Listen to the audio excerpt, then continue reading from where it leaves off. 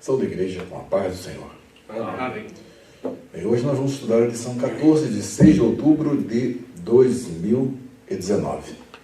Nossa lição de hoje, a separação entre Ló e seu tio Abrão. Nosso texto básico, Gênesis 13, de 1 a 18. Vamos dar sequência a esse nosso estudo e vendo que há uma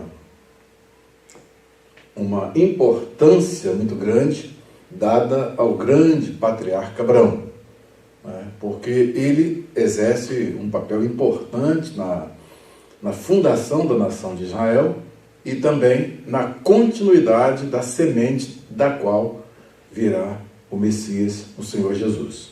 Então, quando nós vemos uma personagem que a Bíblia devota vários capítulos a ele, né, na nossa divisão hoje em capítulos, temos uma vasta extensão de material relacionado ao patriarca Abraão. E todos os personagens importantes, né, positivo ou negativamente, né, da nossa perspectiva, que tudo para Deus, tudo que foi escrito para o nosso ensino foi escrito.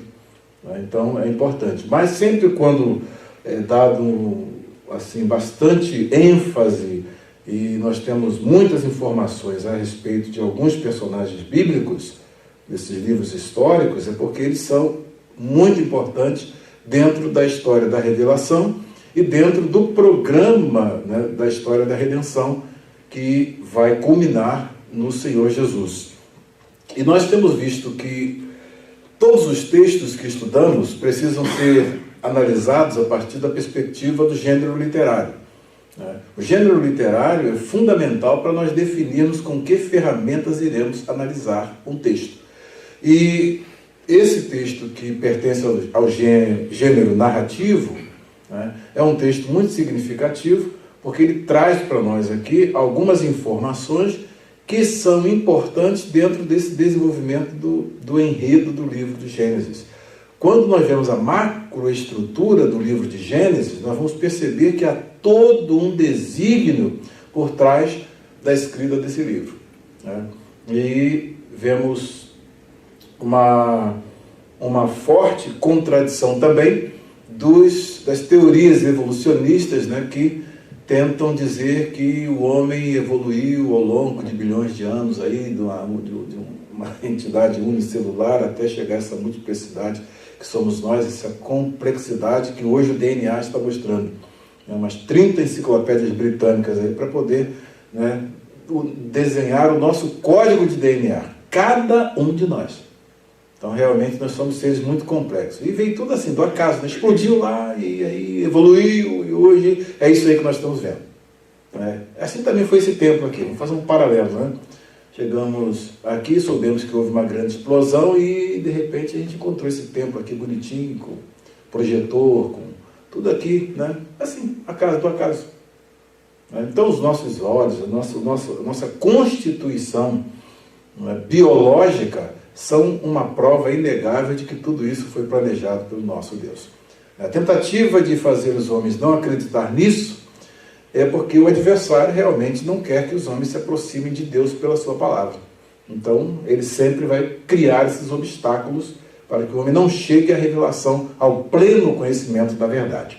Então, o texto de hoje é um texto simples, é um texto que traz algumas chamadas, como eu disse, o gênero literário vai fazer com que você veja quais são as chamadas do texto, e dentro dessas chamadas aqui você vai ver a questão, né, da situação geográfica, né, porque envolve viagens. Então, todo o texto, quando envolver viagens de um lugar para o outro, o ideal é você sempre situar esse texto dentro do seu ambiente, para que você tenha uma clara noção daquilo que está sendo dito no texto, para você poder imaginar e ter uma sequência, né, dessa movimentação, porque senão fica tudo muito abstrato.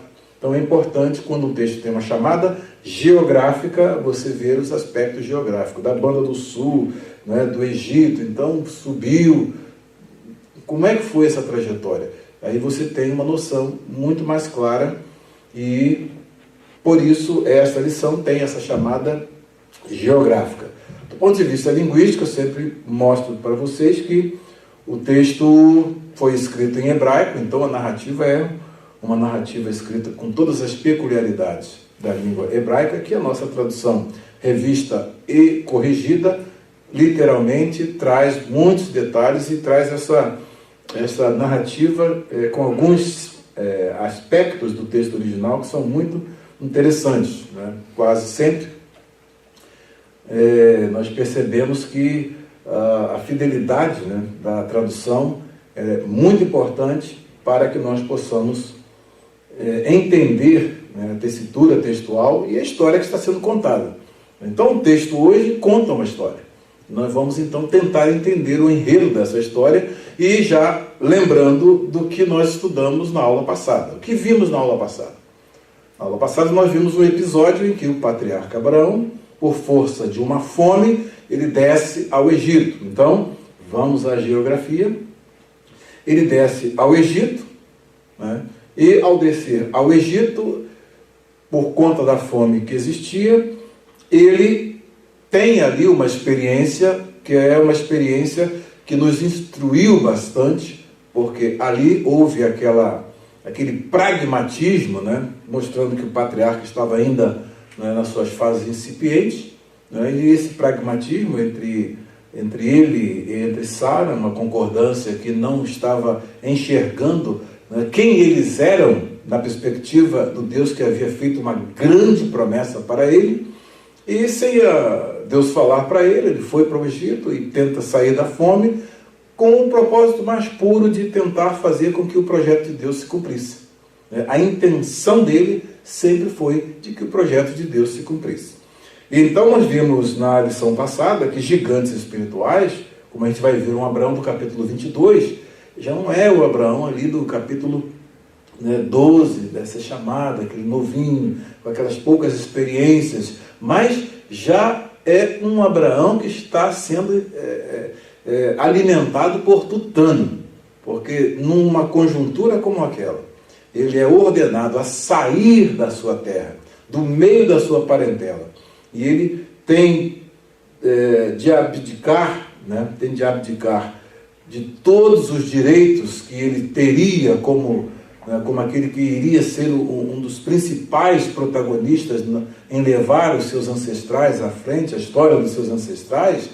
Nós percebemos que ele tem um ímpeto de fé e creu na voz de Deus, assim, de modo que nós temos que verificar o que vai ser dito depois. E creu Abraão em Deus, e isso lhe foi imputado como justiça, né? Porque ele realmente creu e obedeceu a Deus e foi feliz na sua obediência ao Senhor.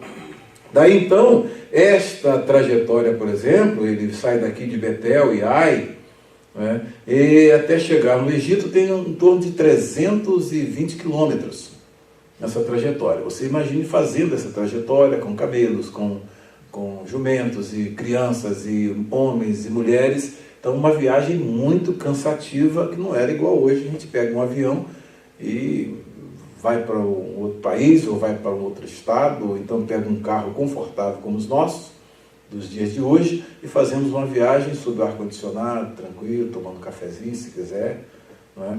Então, a viagem era realmente muito cansativa. 320 quilômetros era muito grande. Sem contar aquela viagem anterior que ele fez lá de Ur dos Caldeus até chegar na terra de Canaã, que foi em torno de 600 quilômetros. Então, uma viagem muito puxada, e nós vemos que Abraão sai em busca do desconhecido. E ele sai na direção que Deus diz a ele: vai para a terra que eu te mostrarei. Quando ele chega na terra prometida, aí então ele recebe aquela revelação de Deus: esta terra eu te darei.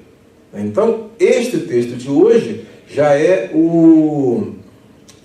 o arremate ali daquele momento em que ele sai do Egito, né, e sai do Egito com uma escolta, para poder voltar à sua terra, e com muita riqueza, com muitas fazendas. E o texto bíblico, quando passa de um capítulo para o outro, ele não supre né, nenhuma informação adicional a respeito de como foi a viagem, né, como foi o diálogo dele com Sara depois daquela experiência que eles passaram. Muitas informações nós não temos no texto. Também não devemos supri-las, porque elas não foram colocadas e tudo o que foi escrito para o nosso ensino foi escrito. Então você observa que ele sai do Egito, né? Sai do Egito e volta, aliás, ele sai do Egito e volta para a sua terra. Exatamente aqui no capítulo de número 13 que nós vamos estudar como foi a chegada na terra, e a história vai trazer um momento de conflito, como o momento de conflito foi resolvido, né? E a revelação, né, de alguns aspectos mais íntimos do caráter das personagens vai ser dada nesse nosso capítulo de hoje. Por isso devemos fazer uma leitura atenta para que nós possamos ter esse panorama do que vai acontecer neste quadro aqui. Então, vamos à primeira pergunta. E à medida em que as perguntas foram feitas, eu falei que eu não passo das 11 hoje, viu?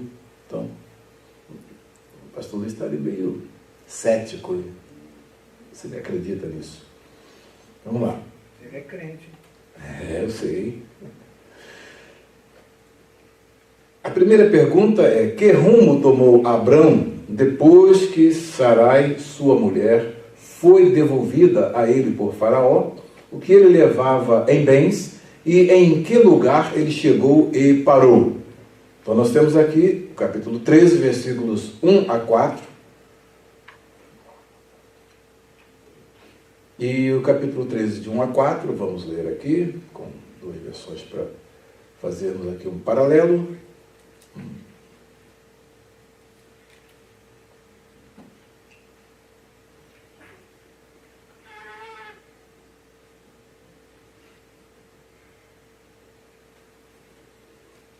Geralmente eu gosto de fazer esse paralelo entre versões,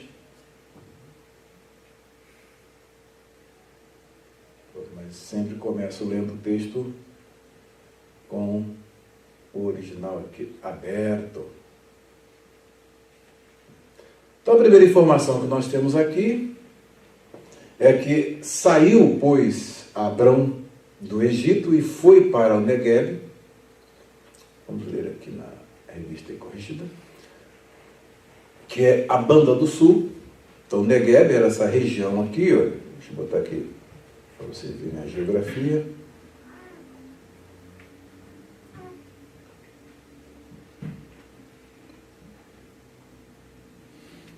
Essa região aqui, olha, uma região desértica, sul em relação a Betel e Ai. Tá? Então aqui vem Abrão fazendo essa trajetória aqui. O trajeto dele, ele vem para cá. Passa por Berseba até chegar em Ai, Betel. Ai está ao ocidente e Betel ao oriente. Então é por aqui a localização onde ele, né, faz o seu altar. Então a gente vai ter mais ou menos esse mapa. Então ele vai aqui pelo Negueb, essa parte sul aqui, e vai subindo. Ele está vindo do sul, retornando do Egito.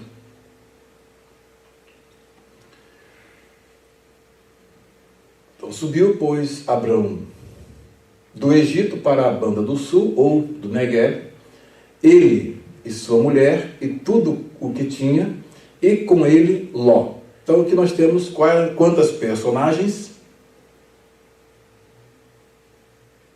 Abraão, mulher E Ló. São os personagens principais. Eles vão ser os protagonistas. Em alguns momentos, vocês observam que alguns personagens que fazem parte da narrativa, a eles é dado um pouco maior de destaque. Alguns são, em certos momentos da narrativa, em certos momentos do texto, no desenvolvimento do enredo, dependendo da importância do que vai acontecendo, alguns são chamados para a frente. Nesse caso aqui, você observa que Abraão e sua mulher e Ló. Observa que nem diz Sarai aqui. Então, é importante vocês, quando fizerem a leitura, observar esses detalhes. E ia Abrão, muito rico em gado, em prata e em ouro. Então, o versículo 2 é uma cláusula não verbal aqui, você vai observar que é uma cláusula não verbal no hebraico. Ve Avram kaved meod, ele era próspero, muito próspero, então ele tinha muita riqueza. E interessante que, já mostrei para vocês, todas as vezes quando você tem aqui este texto em itálico, está dando para ver aí? Ia, Abraão, na sua Bíblia mesmo deve estar em itálico aí, deitadinho. Né? Por que esse texto está em itálico? Já sabem? Ele não está no original.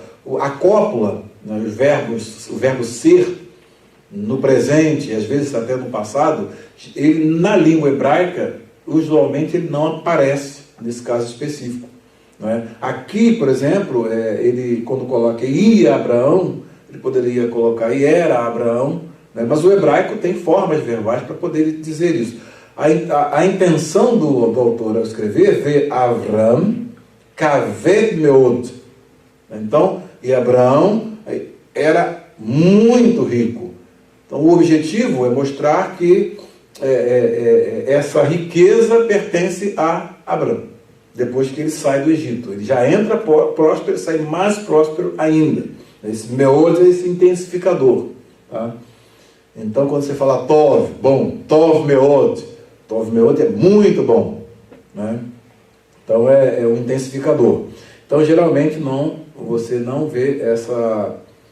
E aqui o texto, literalmente, sem esse ia, e Abraão, muito rico. Aí vem em gado, e aí vai dando toda, né? Bemiknei, vai dando toda a descrição do que ele tinha.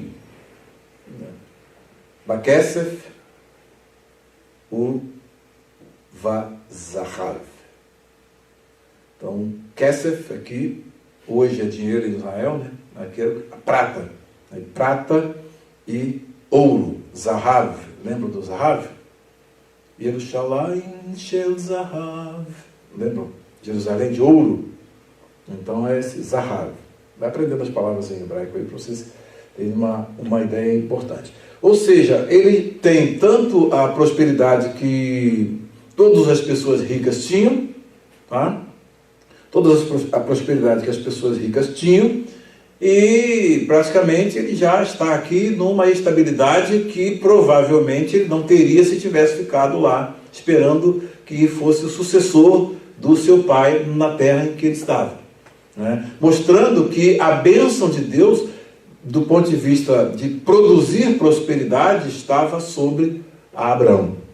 Então isso é importante. Então ele sai de lá, ele entra já muito bem e sai melhor ainda do Egito, porque Deus estava com Abraão. Agora, o possuir riquezas, que é uma das características aqui do patriarca, o possuir riquezas, como isso afeta, a pergunta é, como isso afeta a relação de Abraão com Deus? Como isso afeta a nossa relação com Deus? Será que todas as pessoas que possuem, por exemplo, prosperidade como Abraão, era rico?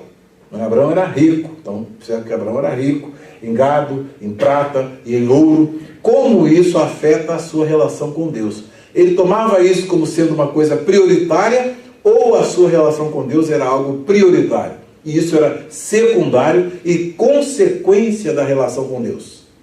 O que vocês acham? Então vamos começar. A riqueza dele era secundária. Era secundária, era decorrente, né, da relação com Deus. Isso é muito importante. Né? Por quê? Porque desconstrói alguns pontos de vista que diz que todas as pessoas, né, cristãs têm que ser miseráveis. É um extremo. Todas as pessoas cristãs têm que ser ricas. Outro extremo. Né?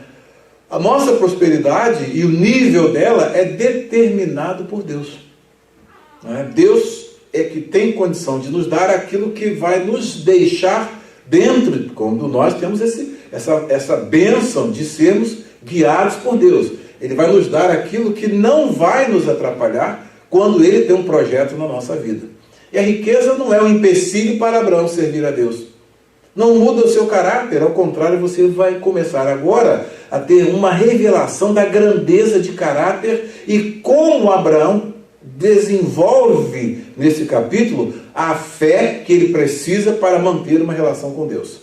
Numa das decisões mais difíceis, ele consegue crer em Deus. E aí então ele recobra o que até agora na narrativa está faltando. O que está faltando na narrativa no capítulo 12, quando ele sai do Egito e acontece todos aqueles problemas com o grande faraó? O que falta desde a sua entrada no Egito até a sua saída? A voz de Deus. Né? A voz de Deus vai ser intermitentemente vindo a Abraão. Porque depois você vai perceber que Abraão é um profeta. Tá? Então, a voz de Deus é o elemento fundamental. E no desenvolvimento dessa narrativa, nós vamos ver, primeiro, como as riquezas afetaram o caráter do patriarca. Na sua relação com Deus, houve uma afetação negativa ou positiva? Tá? Ele estava preparado para ter o que tinha ou não? Tá? E como ele considerava o que ele tinha? O ter era mais importante do que o ser, ou o ser era mais importante do que o ter? Ele nem falava na riqueza dele. É muito importante nós lermos a narrativa e começarmos a perceber esse detalhe. Entendeu? Então o narrador coloca esta informação que para nós é importante, porque você vai ver bem uma pessoa que tem e se relaciona com Deus. Tá? Então, hoje nós estamos tendo uma grande riqueza, que é a tradução do comentário de João Calvino, de Gênesis. Saiu o primeiro volume, cobre aqui uma boa parte, até o capítulo 22, me parece. Deixa eu ver aqui, até o capítulo 23. Então, esse é o primeiro volume.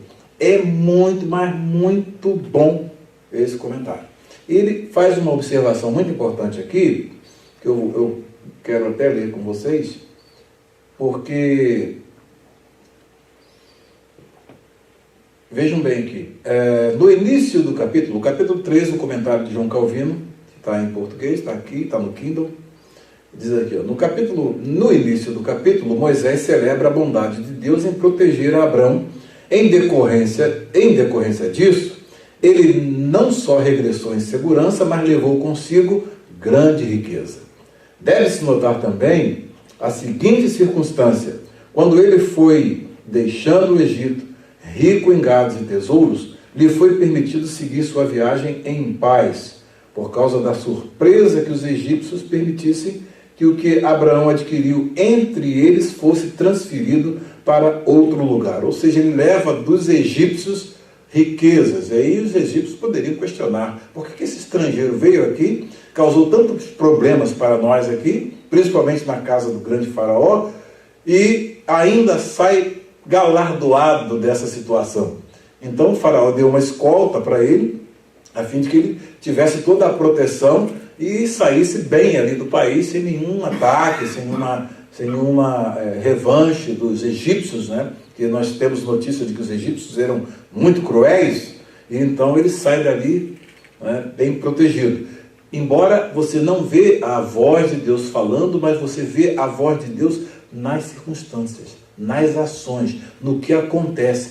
Cada momento você vê Deus agindo e Deus presente.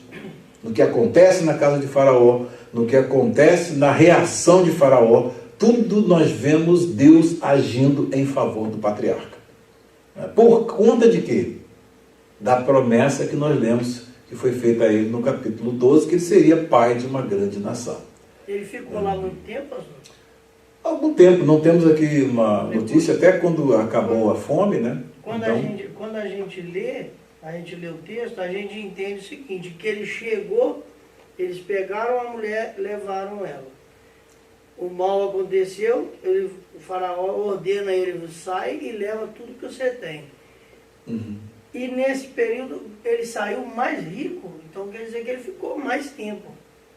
Não, o faraó deu para ele, né, quando tudo soube. que ele já tinha. O faraó deu para ele, conforme nós lemos no texto, no capítulo 12, deu para ele riquezas e servos e servas. O faraó acrescentou o que ele já tinha. Né? Acrescentou. E quando ele sai, não temos aqui quanto tempo ele ficou, mas deve ter ficado pouco tempo, porque Deus agiu logo. A gente percebe que é coisa de dias. Assim, que Deus logo, quando o faraó já tem ciência lá, Deus já, ciência do fato de a Sara ser sua mulher, deve ter sido em decorrência dos problemas que começaram a acontecer, antes de ele se aproximar dela. Né?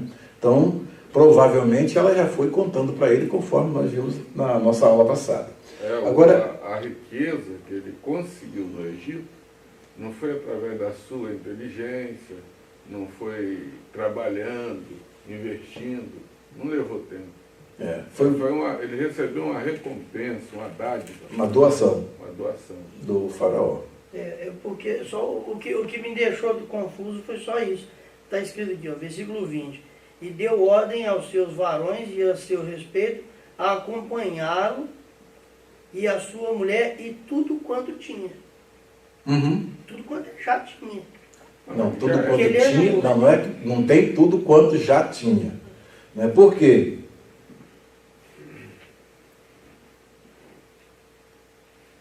Vejam aqui no início da narrativa, você deve estar esquecendo, quando ele desce aqui,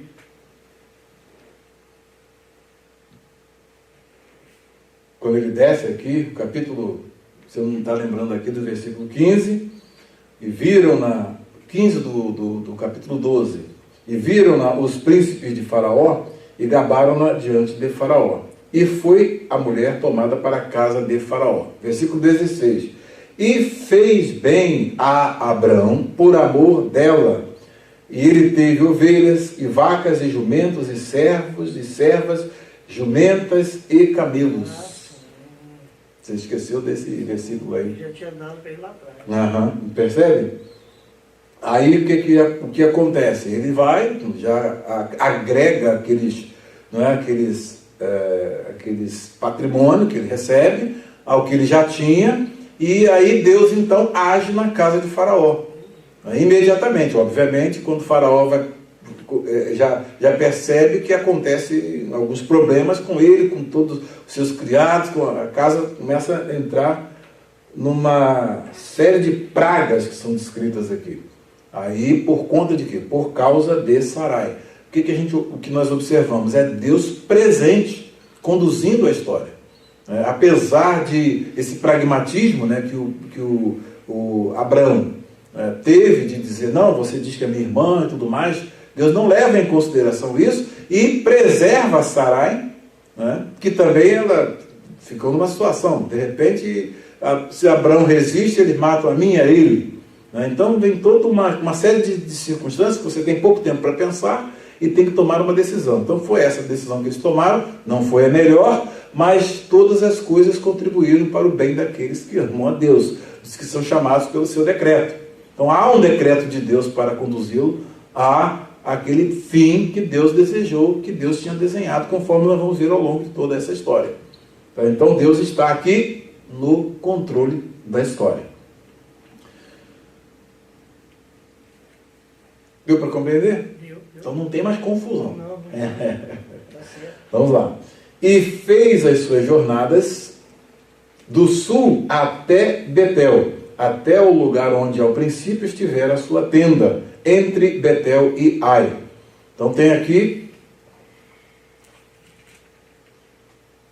Betel e Ai, temos Betel aqui e Ai aqui. Então é nesse intervalozinho que está a tenda onde Abraão se localiza. Ele vem do sul, tá? Ele segue aqui do sul, tá? E vai a jornada até chegar aqui. Ok? Uns 320 quilômetros por aí. Ok? Tranquilo? Então, é uma chamada apenas geográfica. Até ao lugar do altar que dantes ele tinha feito. E Abrão invocou ali o nome do Senhor. Lembrem do capítulo 12, que ele fez um altar entre Betel e Ai. Então ali, agora ele retorna e está naquele lugar que era um lugar sagrado. E observem que ele está na terra dos cananeus. Então, este altar, obviamente, servia de um grande testemunho de que ele agora adorava a um Deus verdadeiro, no meio daquele povo que tinha as suas divindades. Então, aquele altar era consagrado ao Deus verdadeiro, tá? Ao Deus de Israel, que vai ser, né, chamado depois de Deus de Israel. Israel ainda não chegou em cena, não nasceu, nesse caso específico aqui, Jacó. Vamos à segunda pergunta.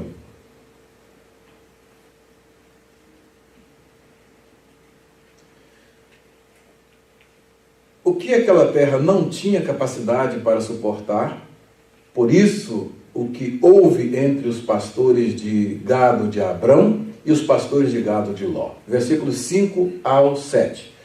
Deixa eu só complementar aqui o texto que o João Calvino disse.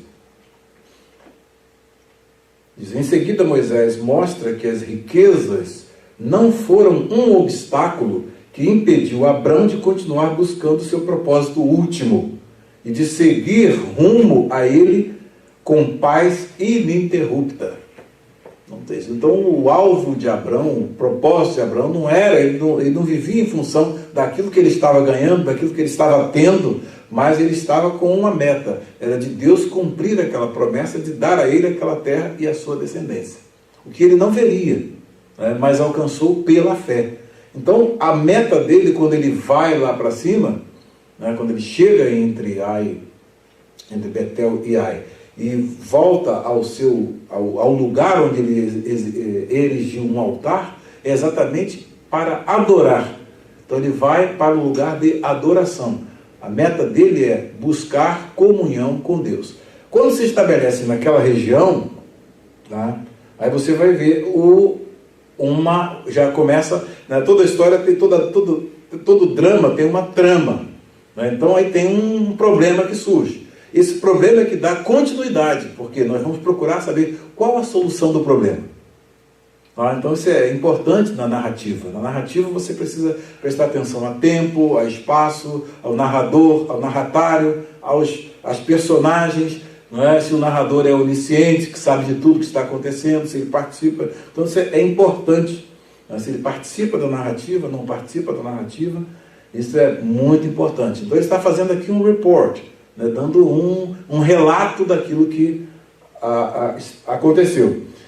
E Calvino diz assim, sabemos o quanto a posse de moderada riqueza impede muitos de erguer a sua cabeça para o céu, né, enquanto que os que realmente possuem abundância não só se mostram apáticos na indolência, mas também estão completamente presos às coisas terrenas.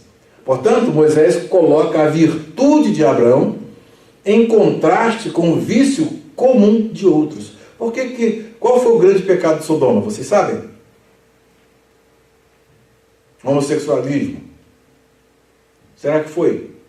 Quem que sabe? Um profeta diz o que aconteceu em Sodoma. Quero que vocês me recordem e lembrem. Um profeta, mais à frente, né, disse qual foi o problema de Sodoma. Então, faz uma busca aí e daqui a pouco vocês me dizem que o grande problema de Sodoma. Geralmente, quando nós lembramos de sodomitas, né, não lembra de Sodoma, Gomorra, a gente pensa logo, era promiscuidade. Mas isso tudo veio em decorrência de quê? Para que nós possamos fazer também uma leitura da sociedade contemporânea. Né? Porque hoje a situação que nós estamos vendo aqui nos Estados Unidos, né, tem gerado aí as clínicas de aborto, tem gerado essa promiscuidade generalizada, a indústria da pornografia e uma série de outras coisas que nós estamos percebendo que há um paralelo perfeitíssimo com o que aconteceu com Sodoma e Gomorra. Inclusive a filha do Billy Graham, me parece que a filha do Billy Graham, né, falou uma coisa muito interessante, que diz que se Deus não punir a nossa geração, ele vai ter que pedir desculpas a Sodoma e Gomorra. Porque a situação contemporânea é muito pior e o quadro é demonstra que estamos caminhando para um juízo iminente de Deus, assim como aconteceu nos tempos de Sodoma e Gomorra. Mas qual foi o problema de Sodoma e Gomorra? Por que Sodoma e Gomorra se tornou o que se tornou? Procurem aí. Ezequiel? Já achou? 16:49. Isso. O que diz? Eis que esta maldade foi a maldade de Sodoma, tua irmã, soberba, fartura de pão e abundância de ociosidade, teve ela e suas filhas, mas nunca esforçou a mão do pobre e do necessitado. Lê de novo esse versículo. O profeta Ezequiel dá a síntese do que aconteceu em Sodoma numa perspectiva que nenhum de nós, talvez, se não fosse por revelação divina, nós teríamos essa informação. Não é? Qual foi o problema de Sodoma e das cidades ali de Gomorra, das cidades ali que estavam naquela promiscuidade, Olha só o que o profeta diz. Eis que esta foi a maldade de Sodoma, tua irmã, soberba, fartura de pão. Soberba, fartura de pão E abundância de ociosidade. e abundância de ociosidade. Gente à toa. Aí inventaram ideias. Tá? Então, e hoje nós estamos vendo o quê? Uma nação próspera como essa, com tanta coisa boa, que era para servir a Deus como serviu nos tempos antigos, usavam as riquezas que tinham para enviar missionários ao campo. Essa nação esteve nesse patamar. A Europa também.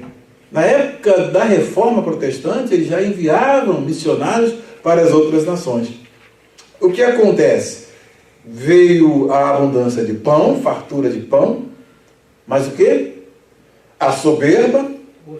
A relação com Deus, né, igual o Salmo 2, né? Cortemos essas ataduras que nos prendem. E a ociosidade, né? Tem que fazer, né, porque já perdeu o foco, o que vai fazer? Aí vai inventar ideia. Então o que eles estão usando hoje as riquezas? Estão sendo destrutivas para a própria sociedade. E o que eles estão produzindo como resultado disso? É o que nós estamos vendo hoje aí. É o que nós estamos vendo, a indústria do entretenimento, a indústria da pornografia, é a indústria que inclusive invadiram até as próprias igrejas, que antigamente enviavam missionários, hoje elas são sede de movimento LGBT. Então nós vimos lá em Harvard, fomos à Universidade de Harvard, a igreja fundadora da universidade, que é a igreja que foi a fundadora da maior universidade do mundo, a bandeira LGBT lá, né? Todos os LGBTs são aceitos aqui. Aquela igreja foi que, com o dízimo dos irmãos, fundou a Universidade de Harvard. Com as doações dos irmãos, fundou a Universidade de Harvard, que é a maior universidade do mundo. Tá? Aquela igreja aí, nós ficamos escandalizados quando vimos lá a fartura de pão e a soberba, a que levou aquela igreja que já foi, né, nos bons tempos, uma igreja que produziu, deu uma herança para o mundo, que é uma grande universidade, a maior universidade do mundo. Então, faz sentido a frase que foi dita, se Deus não punir essa geração, não entrar em juízo com ela, e nós sabemos que vai entrar, não é? E ele teria que pedir desculpa a Sodoma e Gomorra no dia do juízo, né? Mas sabemos que Deus vai entrar em juízo com essa geração. E essa comodidade, essa vida farta que está aí, em vez de ser usado todo o potencial que essa nação tem, por exemplo, estou falando dos Estados Unidos especificamente, todo o potencial que tem para a obra de Deus, o que acontece? Tudo isso foi canalizado para eles mesmos. E aí o resultado está aí, os problemas sociais que surgem. Então os problemas sociais que surgem, sempre na contramão da vontade de Deus, tá? Porque hoje o que é incentivado, né? O que é incentivado hoje do ponto de vista da promiscuidade, né? A homossexualidade, até o Arnaldo Jabor, me parece que disse que antigamente no Brasil era proibido, né, ser homossexual. Depois, né, se tornou uma coisa permitida, né? Hoje é uma coisa incentivada, e ele falou, vou sair fora daqui antes que seja obrigatório. Foi muito interessante. Mas não é o que está sendo aí, parece que o normal agora é o anormal. O hétero é o anormal, é do outro mundo. Não é? Quando fala que é hétero, né? E é homofóbico, se não gosta das práticas homossexuais, você é homofóbico. Isso tudo é fartura de pão, é facilidade de ter as coisas, não tem dificuldade, entendeu? Não vive uma vida difícil. E o outro aspecto que está nesse texto, dá no finalzinho dele, a outra causa. Mas nunca esforçou a mão do pobre e do necessitado. Mas nunca esforçou a mão do pobre e do necessitado. O dinheiro que é usado de um modo vão, né, para produzir coisas vãs, que só trazem problemas para a sociedade. Enquanto, né, outros estão morrendo de fome, não tem o básico para comer, é o quadro da nossa sociedade. Você vai para Moçambique, como nós fomos lá, né? Então, o que nós vimos lá? Uma pobreza extraordinária. Nós vimos casas lá que nós lembramos o Brasil há uns 250 anos atrás. E hoje, do século XXI, nós vimos lá. O ritmo de vida, a pobreza, o pessoal sem desenvolvimento, sem escolas que realmente dê a eles uma noção de crescer na vida. Não sabem o que é agricultura, eles não sabem, entendeu? Totalmente se contentam com o básico porque só tem o básico e quando tem o básico. A mistura deles é couve. Não é? Então, por um lado, a gente vê fartura de pão e não se vê o investimento nos pobres. Aí se gasta não sei quantos bilhões para procurar a vida em Marte. Coisa fútil, quando poderia fazer 50 casas onde nós sabemos que tem gente, tem vida. Né? Fazer moradia para todo mundo lá que tem vida. Não precisa nem de minha casa, minha dívida, né? Minha casa, minha dívida. Você está entendendo? Então é isso que nós estamos vendo. Olha, eu fiquei impressionado com essa análise que Deus deu ao profeta Ezequiel. Qual foi o problema de Sodoma? Tudo que aconteceu em Sodoma, como a gente vai ver mais à frente, né?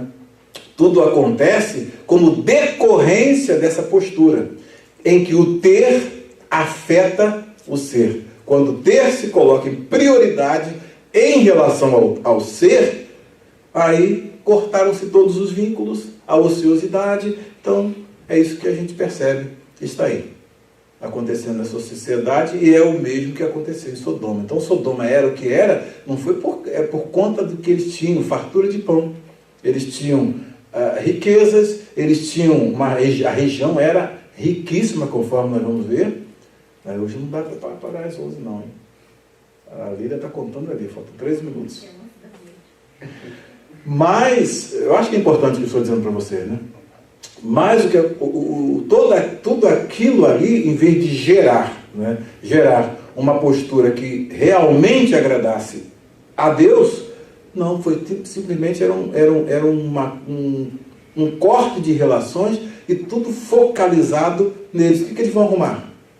Aí começaram, Deus faz o que? Está em Romanos capítulo 1. Os entrega às suas paixões.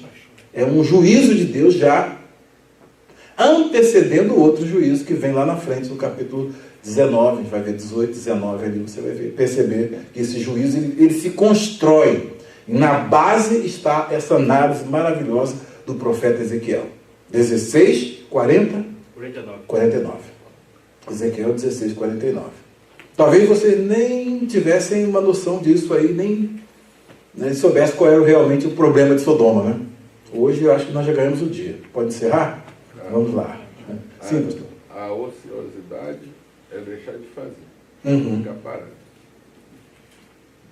E a soberba que estava na frente. Não cai dinheiro do céu, não. Nós não podemos ficar ociosos porque temos dinheiro. Exato. Nós temos que movimentar aquilo que nós temos. Mas com sabedoria de Deus. E com o propósito do reino de Deus. E com o propósito do reino de Deus. Orientado por Ele, guiado por Ele, fazer investimento na obra de Deus. Primeiro plano do homem sábio é procurar fazer a vontade do Senhor nosso Deus. Tomar conhecimento qual é a vontade de Deus para comigo. E ali fazer investimento. Exatamente.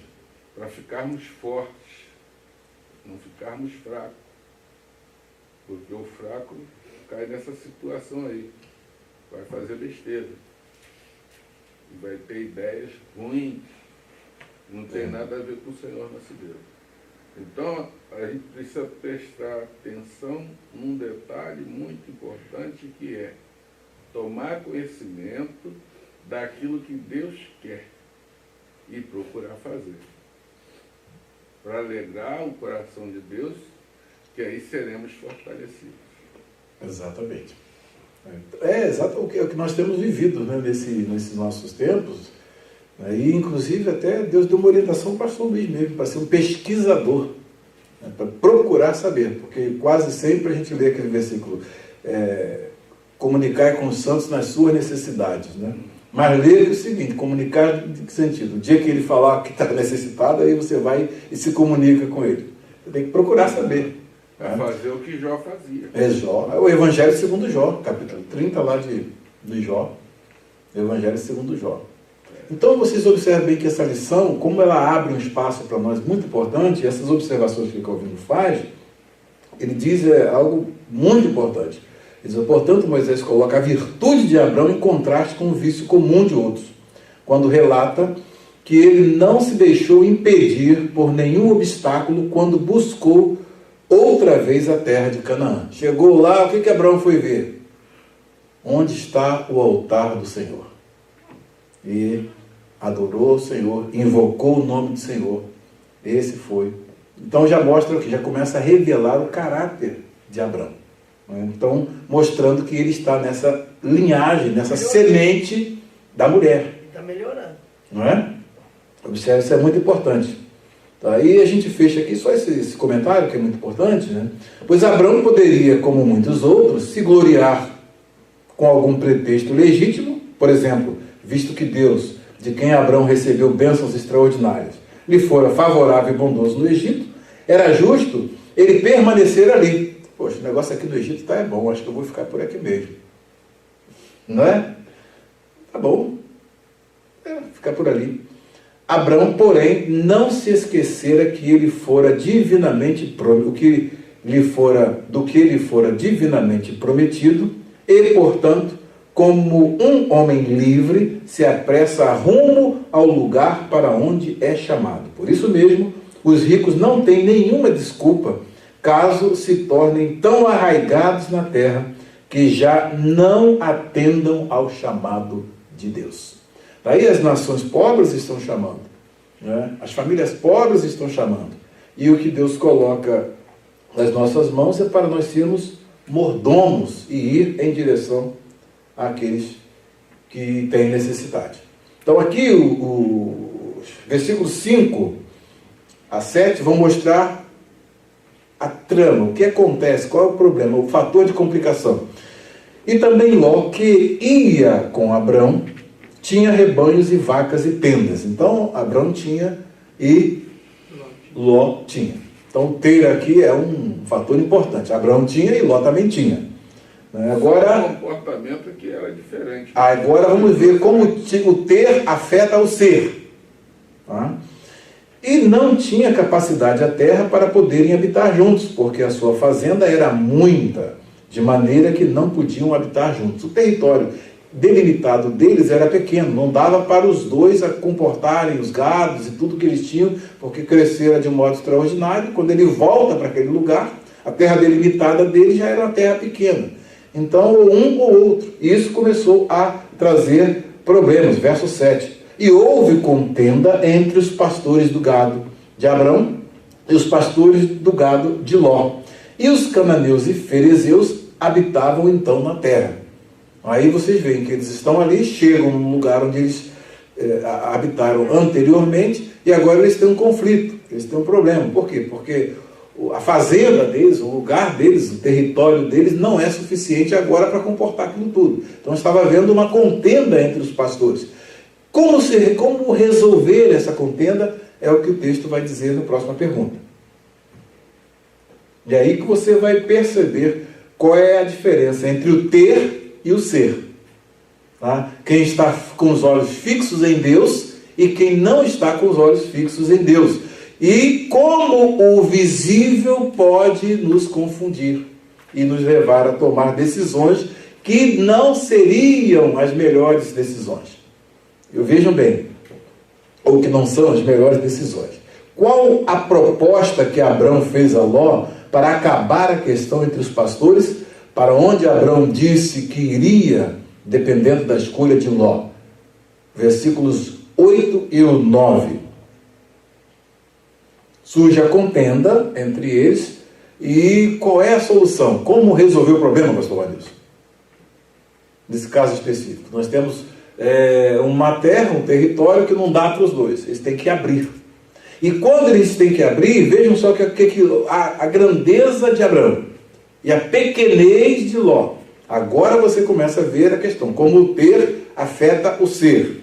E disse Abrão a Ló: ora, não haja contenda entre mim e ti, e entre os meus pastores e os teus pastores, razão, porque irmão somos. E nós somos irmãos.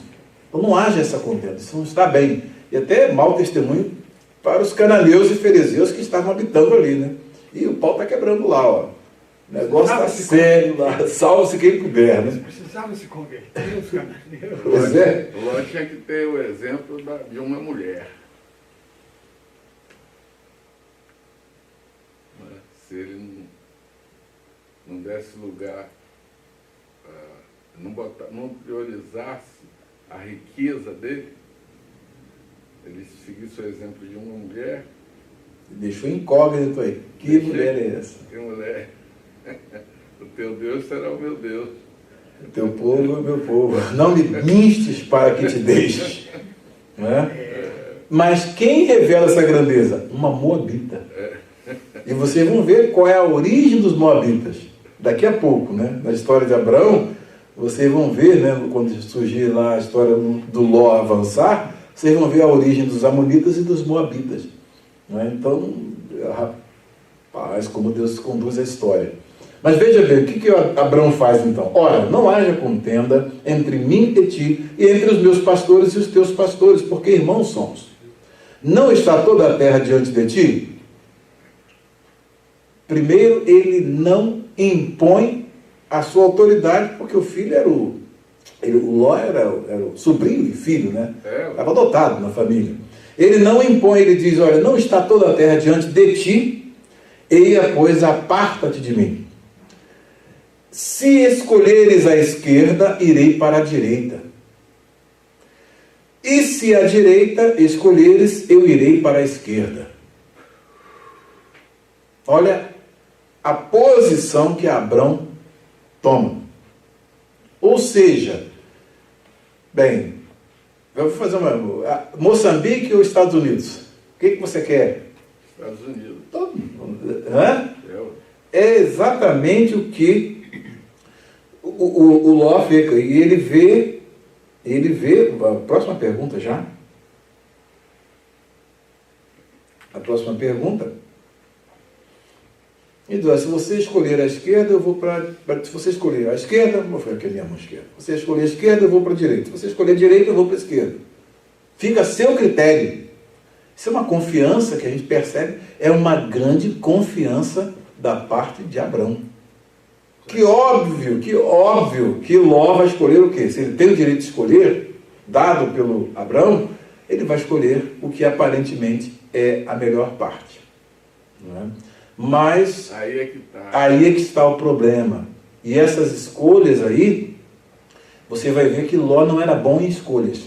Perceba esta, e depois mais à frente tem uma outra escolha que ele faz, e que Deus ainda diz: olha, aperta aqui, estou contigo nesse negócio. E lá na frente surge um problemão. Não é? Os moabitas e os amonitas surgem daquela escolha que ele fez. Não é? Eu escrevi no meu livro, o pastor disse: quando Deus nos revela a sua vontade, e nós a acatamos conforme a vontade revelada de Deus, despreocupe-se com as consequências. Agora, quando Deus nos revela a sua vontade, e nós impomos a Ele a nossa vontade, e Ele concorda conosco, segure as consequências. Aí as consequências já não são com Ele.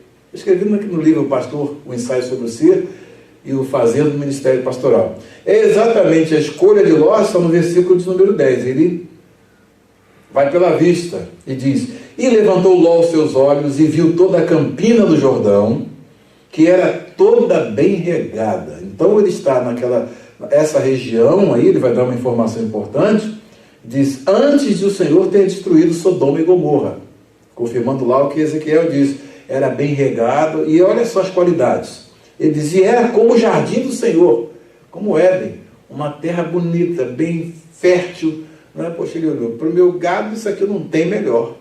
Né? Vou nessa direção aqui. Aqui no mapa, vocês vão observar que ele está aqui, ele vem nessa direção aqui. Ele vai para o Vale do Jordão.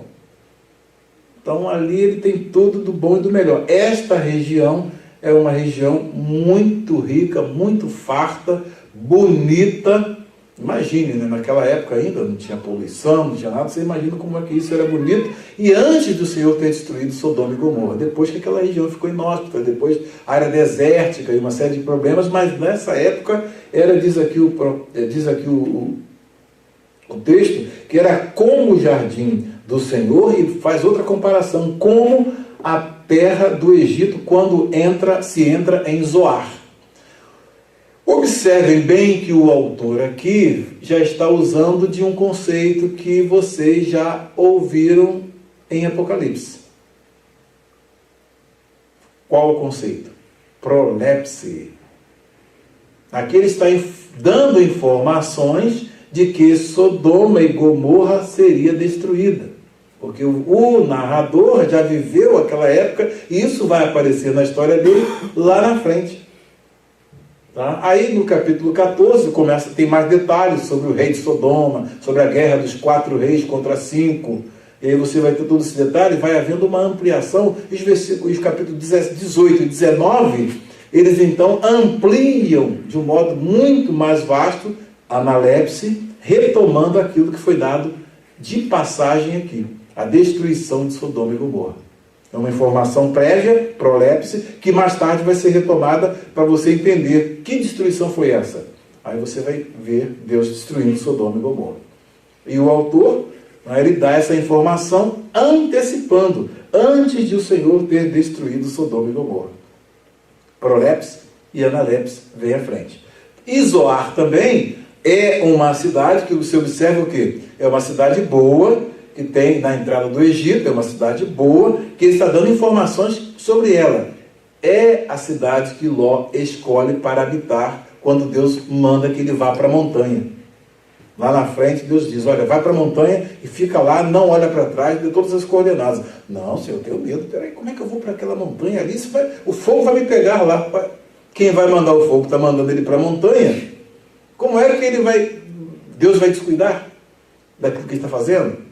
Percebe? Não, mas não é Zoar. Veja bem, Zoar é uma cidade pequena, bonita, boa, não é? Características. Deixa eu ir para lá. Aí foi que Deus falou: tá bom, o Senhor tem te aceitado nesse negócio, pode ir para lá. Só que as consequências, quando nós impomos a nossa vontade a Deus, nós assumimos as consequências. Quando nós nos entregamos à vontade de Deus, quando ela nos é revelada, Deus assume as consequências. Sai do meio da tua parentela, da terra, e vai para uma terra que eu te mostrarei. Ele sai e olha como Deus está cuidando de Abrão. Né? Deus está cuidando de Abrão. E você observa que aqui é a primeira má escolha que Ló faz. E a história está nos ensinando. Né? A história está nos ensinando. Eu passei por um dilema muito grande, por exemplo, quando o Senhor chegou e disse: vai para os Estados Unidos. Para muitos isso seria ganhar na loteria. Para mim, na situação que eu estava no Brasil, poxa, gente, o que eu vou fazer nos Estados Unidos? Não tem igreja, não tem nada lá. Não tinha nada, praticamente tinha nada. E o Senhor falou: acabou tudo aqui. Como é que acabou tudo aqui? Se eu não tenho nem visto, se eu não tenho condição de ficar lá, como é que você fica num dilema, né? Mas quando Deus fala e nós aceitamos a vontade de Deus, Ele assume. Olha o resultado. Né? Olha o resultado. Nenhum de nós tinha noção do que Ele faria conosco. Estava falando ontem isso, né, com o pastor Vanilson. Nenhum de nós tinha condição de imaginar, né, Ronaldo, que hoje você, ano que vem, esse ano ainda vai ser papai? Esse ano você ainda vai ser papai. Nenhum de nós tinha como imaginar isso que Deus está fazendo aqui. Então, o que acontece? Mas nós aceitamos a vontade de Deus, aí Ele assume as consequências. Porque Ele é um Deus que conhece o futuro e nós não conhecemos. E na época do aceitar a vontade de Deus, existia as pendências, né? Como é que vai ser dos meus filhos? Tudo mais. Onde é que eles vão estudar? O Senhor falou tudo isso. Eu tenho estudo e meus filhos, qual o futuro deles? Quer dizer, a nossa preocupação. E é o caso de Abraão. O que Abraão tinha que sair daquele lugar que ele estava? Tinha tudo. Tudo. Rico. Tinha todas as possibilidades. Exato. Material onde ele estava. E ver que Deus abençoou Abraão, e ele é um homem de estratégias, ele é um homem que vai amelhando, vai conseguindo riquezas, parece que acompanha ele, né? Ele é o progenitor mesmo dos judeus, né? O judeu onde está faz dinheiro, os judeus não é fácil não. Eles assustaram a Alemanha foi por causa disso, eles estavam tomando conta da Alemanha. Comércio, universidade, descoberta científica, tudo era judeu. Os mais ricos são os judeus. Então, aqui nos Estados Unidos. Então, aí você observa essas características do lugar, foi que levaram Ló a escolher, eu vou para esse lugar. Eu vou para esse lugar bem regado, né, que é como o Jardim do Senhor, como Zoar, até a entrada do Egito. Essa escolha foi feita pela vista. Né? Isso é ilusório, porque Deus sabia o que iria acontecer mais à frente com Sodoma e Gomorra. E a história vai se complicando, aí você vai lendo o enredo da história, eu já ouvi a história toda, já estudei a história toda, vocês também, mas você vai vendo o passo a passo, como é importante no desenvolvimento aqui da história. Então, essa escolha que Abrão faz, né, que é o direito de não ter escolha, é pela fé. E sabe, olha, onde você escolher, você vai para a direita, está melhor, eu vou para a esquerda, está ruim, tudo bem, não tem problema nenhum. Né? Porque ele tinha convicção de que Deus iria abençoá-lo onde ele estivesse. A bênção de Deus é que faz o lugar.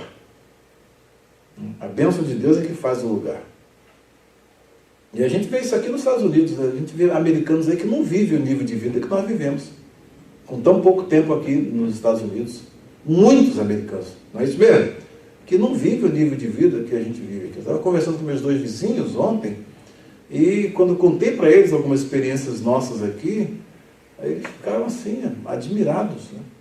Admirados com o que Deus está fazendo. Foi um testemunho. E eles já nasceram, alguns nasceram aqui, né? E vivem aqui dentro desse sistema. E Deus nos tirou do sistema para dominar a coisa, para poder ter uma visão que não é nossa. Mas eles passaram para você onde está a esperança deles.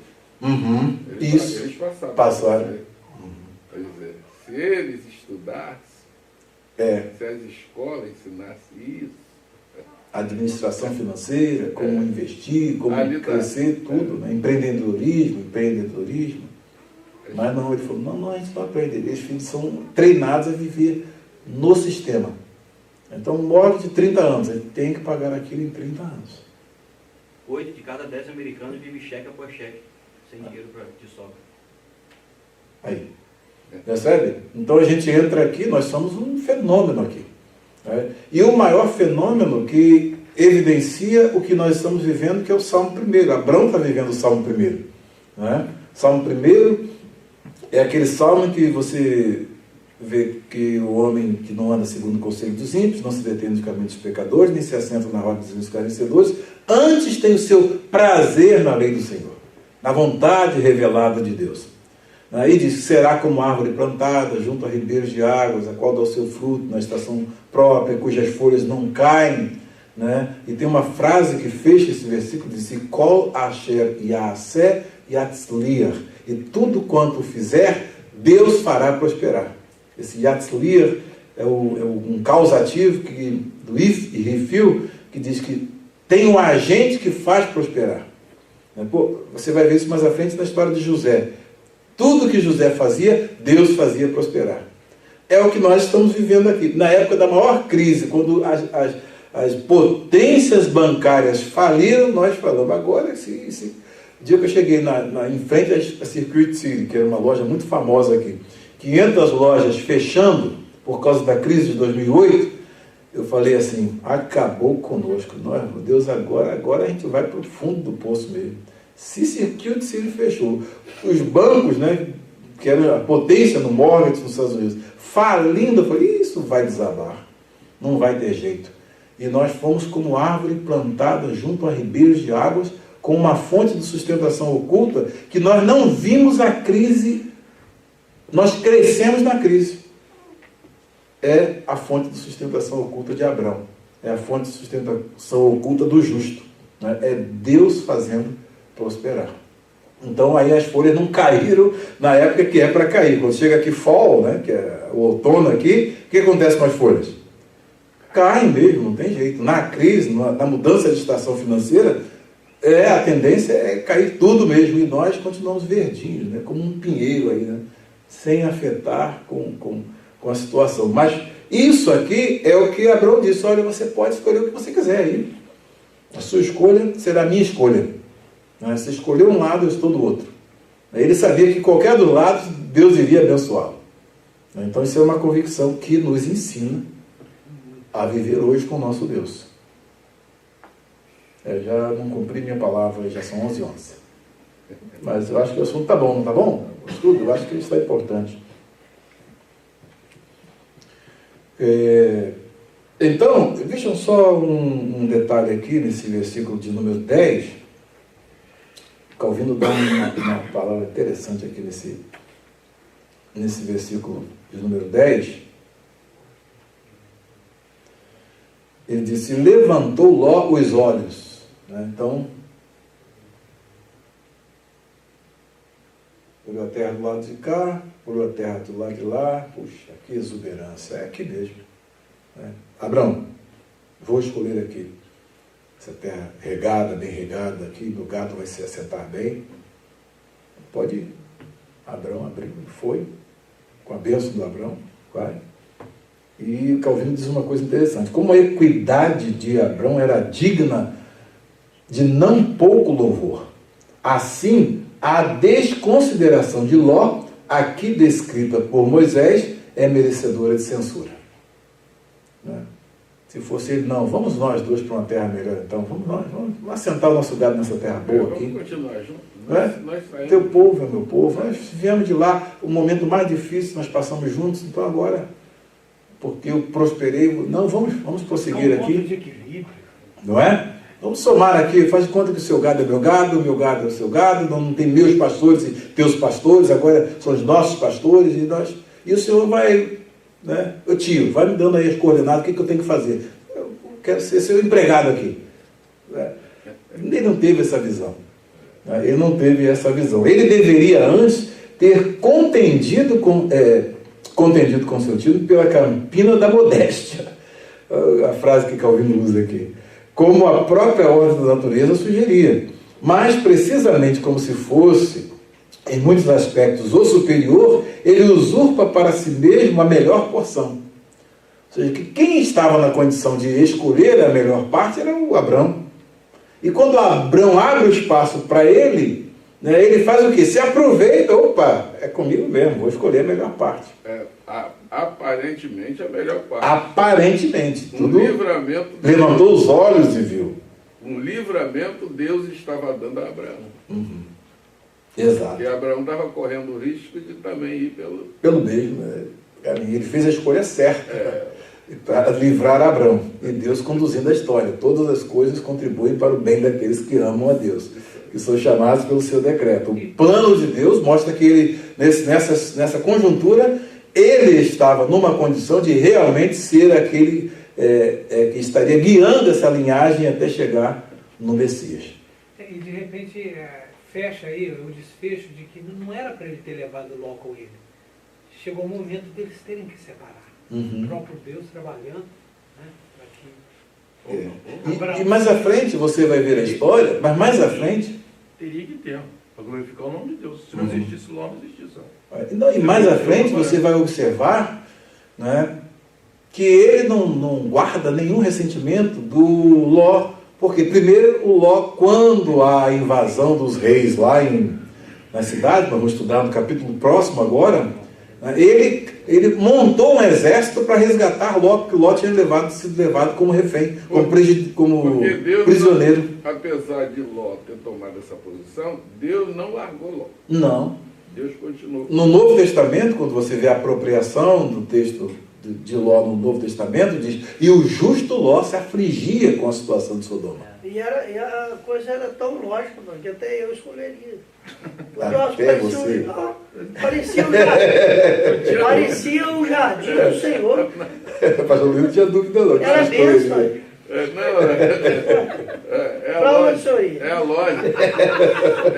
Parecia o jardim do Senhor. O Senhor quis É Deus me abençoando. Eu tô dentro. Abraão. O caminho era esse mesmo. Abraão agora entrou numa contramão. E é Deus me abençoando. Você está lembrando da palavra que eu dei aqui? Nós temos que nos preocupar em saber qual é a vontade do Senhor nosso Deus. Não é os nossos olhos, não. Qual é a vontade de Deus? Você tem orientação do Senhor. Você tem um Deus que te orienta, que fala para você. Tem que estar atento qual é a vontade de Deus para você não cair numa situação dessa. O olho olhou, não, é aqui. Aí complica. É verdade. E aqui então ele usurpa para si mesmo a melhor porção e faz a escolha daquela região que aparentava ser a mais fértil e agradável. E de fato, segue-se necessariamente que quem quer que esteja ansioso demais para obter vantagens pessoal, não trata dignamente os outros. Ih, rapaz, Calvino foi duro aqui com. Ele não se preocupou com Abraão. Nesse caso específico, ele não se preocupou com Abraão. Ele quis salvar o gado dele, a fazenda dele, em um lugar que ele ia prosperar mais, na visão dele. Deixe estar que Deus continua abençoando Abraão. Abraão cresce.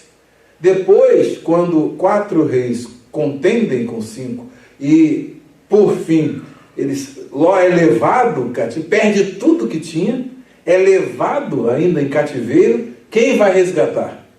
Abrão. Abrão é que vai lá resgatá-lo do rei que venceu a guerra, e Abrão vence o rei para poder resgatar Ló. Vamos também que estou falando de Abraão agora. Uhum. Há um tempo atrás ele fez o mesmo. Ele não preocupou com a Sara. Sim, Estou falando do mesmo homem. O mesmo homem, exato. Deus muito boa. Glorificou o nome dele. Muito boa observação. Parece nem é o mesmo Abraão. Não, você olha, mas o que nós falamos aqui a princípio? Gigantes espirituais não nascem prontos. Eles são construídos. Então Deus está construindo, dando oportunidades, experiências, e ele está crescendo na fé. Até que lá na frente você vê, Deus creu Abraão em Deus e isso lhe foi imputado como justiça. No capítulo 22 é o Abraão que Deus pede o filho, ele fica aqui que eu vou subir, vou adorar e nós vamos voltar. Não é? Aí esse Abraão aí já é o Abraão, já é o gigante espiritual. Já é o pai Abraão que vai ser citado lá em capítulo 4 de Romanos. Não é? Mas isso aí custou uma caminhada. É uma caminhada, é o que eu estou falando, é uma construção, e nós não somos construídos também com as nossas experiências.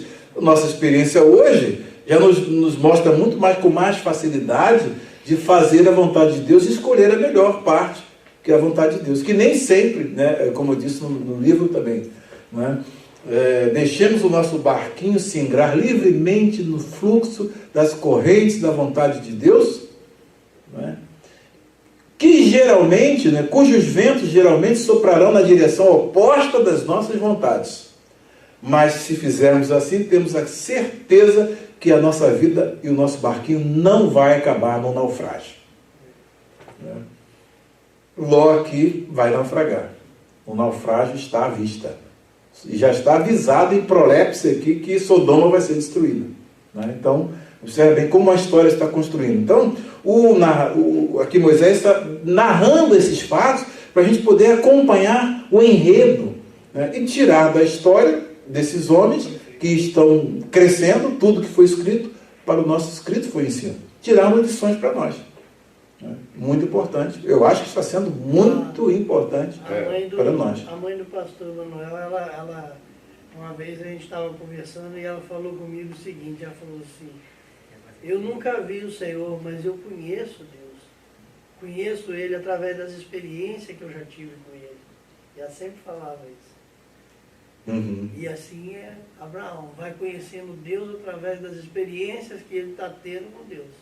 Exato. E só se conhece Deus por experiência. Não tem, teoricamente, você pode saber muito, mas é a experiência que vai realmente demonstrar, inclusive demonstrar o que está sendo feito em você. E às vezes você se surpreende. Não é? Porque ele está numa posição, aqui você vê a posição de Ló e a posição de Abrão. Abrão podia impor a vontade dele ali. Não, é? Não, eu que vou escolher aqui e você vai ficar com o que eu te permitir. No entanto, Abrão desce uma posição, né, e se entrega à vontade de Deus. Eu tenho certeza, se ele escolher o que aparentemente é melhor, o pior vai ficar melhor do que o que hoje é melhor. Aparentemente, na vista. Foi assim que ele creu. Deu para entender a minha frase?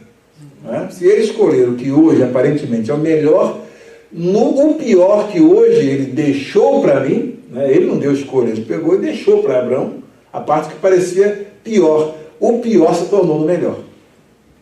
Né? O pior se tornou no melhor. Ou seja, um homem fazendo a vontade de Deus não tem que preocupar nada. Tá? Você lembra aquele dia aqui, que nós pegamos a chave aqui, que você recebe aquele telefone fatídico, né? Você está desempregado.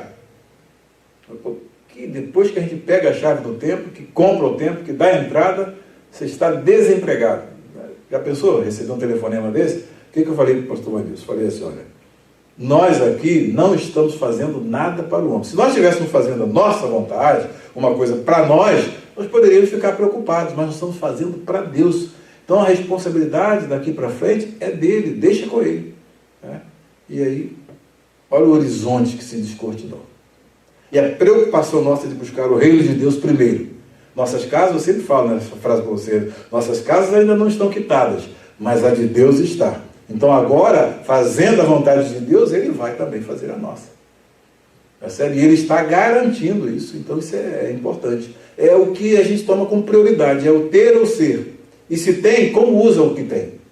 Né? Aqui você vai ver lições extraordinárias. Vamos à próxima pergunta. Quais os lugares que Ló escolheu para habitar, apartando-se do seu tio Abrão?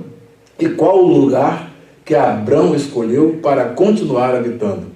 Poxa, aí você tem aquele poema que diz, a história poderia ter sido diferente. Se ele segue, né, por revelação divina o que Ruth lá na frente ia dizer, não me inste para que te deixe, nem que se afaste de ao pé de ti. Onde tu pousares, ali eu pousarei. O meu povo será o teu povo, e o meu Deus será o teu Deus. E onde morreres, ali eu serei sepultado também. Poxa, que escolha, né? Ih, rapaz, já pensou? Não é? Mas Deus não deu a ele, queria que passasse por toda essa experiência aí, para tudo que acontecesse servir para o nosso ensino, para o nosso ensino hoje. Então, escolher pela vista pode ser, né, um fator que vai nos levar a fazer más escolhas. E quase sempre a gente escolhe pela vista, né? É o famoso zóio grande. É o zóio. Logo no primeiro passo, no primeiro degrau que se sobe, Uhum. casamento. Pessoal, eu quase caí nessa. Mas quase eu tive. Pela vista. Tive pela vista. É. É. Pois é. É. Graças. E Deus testemunhou para você, né, que você amava, né? Caramba. Não é fácil, não. Agora é a vontade sua ou a de Deus? Aí isso aí fala para mim assim, rapaz, isso é um salto no escuro. Pula. É a fé. Pula porque o Senhor tem uma plataforma pronta para ti. Você lembra disso? Você falou isso? É. E eu já estava com as alianças compradas. É. E não falei para ninguém. Até o nome da Cláudia eu gravei na aliança. Ó, situação. Não é brincadeira, não. Não, mas vou te dizer, gente, e o interessante, o bom disso tudo é que nós estamos andando com Deus. E nós estamos tendo a nossa própria experiência. Né? A nossa própria experiência. Nós já temos história para contar. Todo dia. Né? Nós já temos história para contar. Nós temos experiência. Todos com os Deus dias. todo dia. Muito bom. Então, Então, eu vou dizer a você, eu estou me contendo aqui, porque essas coisas estão me levando longe, e isso me enche, mexe muito comigo, né, porque a gente está tendo prazer em desfrutar disso, de Deus nos guiar, quando parece que está tudo contrário, vai dar tudo errado, nós visamos o Senhor. Não. O certo é esse. É assim que vai acontecer. Parece estar tudo dizendo que não, mas valeu, é a vontade de Deus. E o certo é esse aqui. A gente está vivendo, no nosso dia a dia precisamos ter. Aliás, nós precisamos aproveitar bem esse estudo, trazer para os nossos dias, né? Porque Deus tem muita coisa para fazer. Os vasos de Deus somos nós. Aí se a gente não aproveitar um estudo desse, para nós nos encaixarmos no que deu certo. Fazer uma boa leitura, né? Uma leitura atenta. E diz, então Ló escolheu para si toda a campina do Jordão. Escolha. Olha o verbo usado. Escolheu para si. E Abraão diz, pode escolher. Mas a sabedoria estaria em não escolher. Não fica com pena de mim, não. Escolhe para mim. Já pensou, rapaz? Se ele tem essa grandeza, escolhe para mim. Aí a história seria outra, né? Tudo poderia ser diferente. Era mais difícil despedir os pastores, né? Com certeza. Né? Ou seja, toda a história que acontece, a gente vê o que poderia não ter acontecido. Mas acontece porque está dentro do plano de Deus. Mas nós poderemos prever, se fosse o contrário. Não é? Então, não precisava haver essa separação. E interessante, essa lição é muito profunda. Poxa, pensei que ia acabar rápido, já são 11h27. Quer que eu termine? Já estão terminando. Então Ló escolheu para si toda a campina do Jordão e partiu Ló para o Oriente. E apartaram-se um do outro.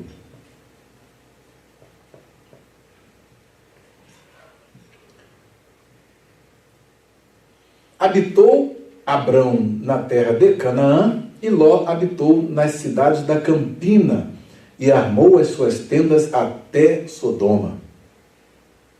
Até aqui está tudo bem. Mas vamos às informações que o autor vai dar na próxima pergunta.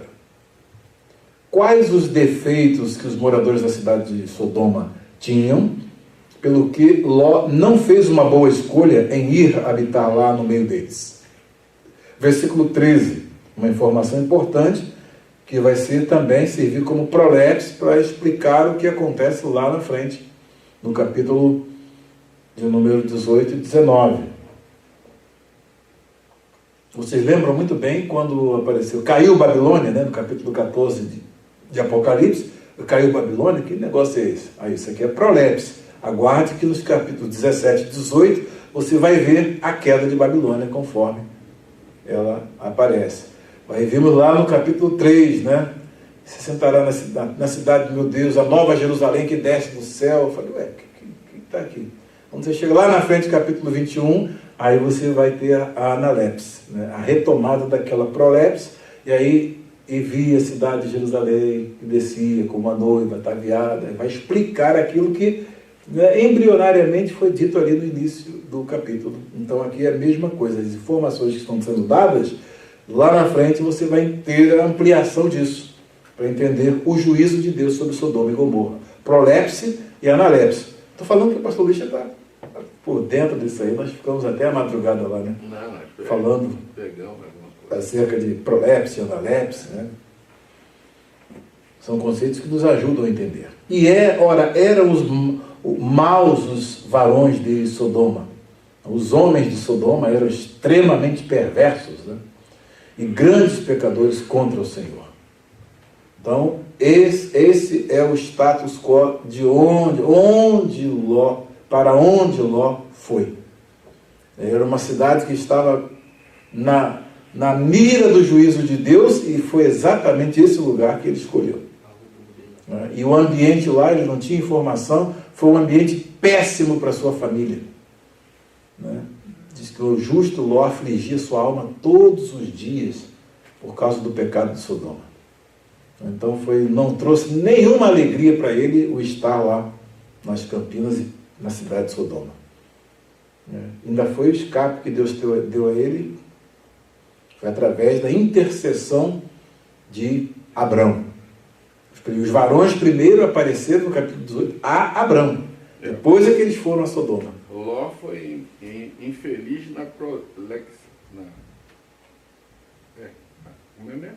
Prolepse? Na prolepse. Uhum. Ele foi infeliz. Porque ele projetou uma coisa que seria esplendorosa.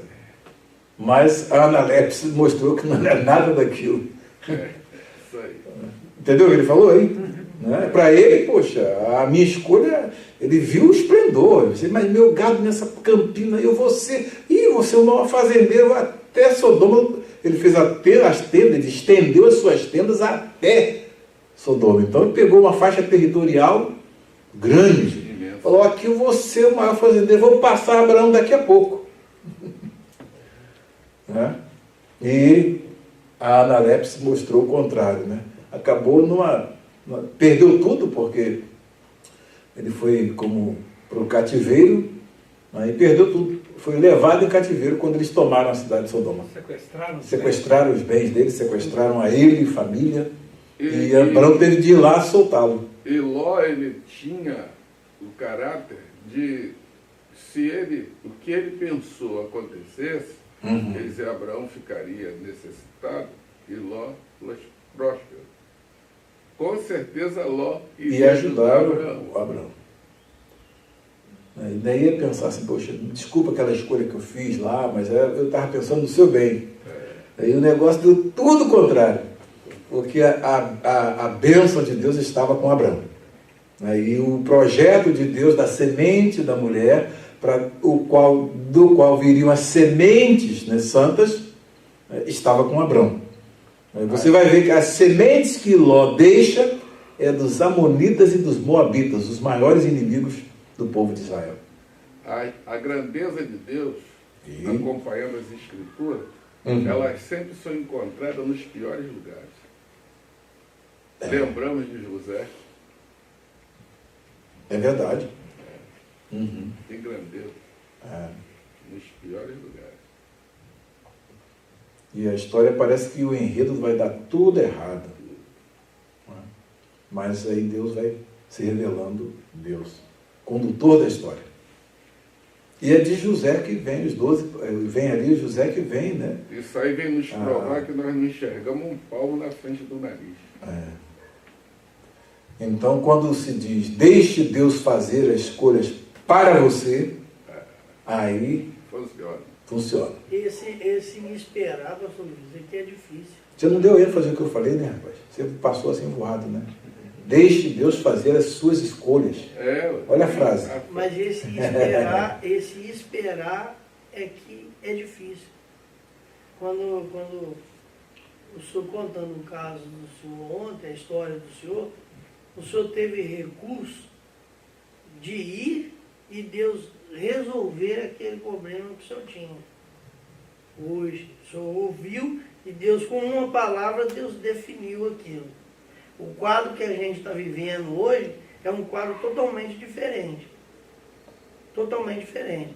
Você tem que, hoje a gente, nem todos, na obra, falando em nível de obra, nem todos têm aquela experiência de ouvir Deus falar com ele. Nem todos. É onde a coisa às vezes sai muito errado. Parece que a bênção de Deus estava com quem? Estava com o Ló mesmo. Não tinha conversa. Porque o que aparece na frente dele era o melhor. E hoje, essa dúvida, eu sempre falei isso lá em Cataguases.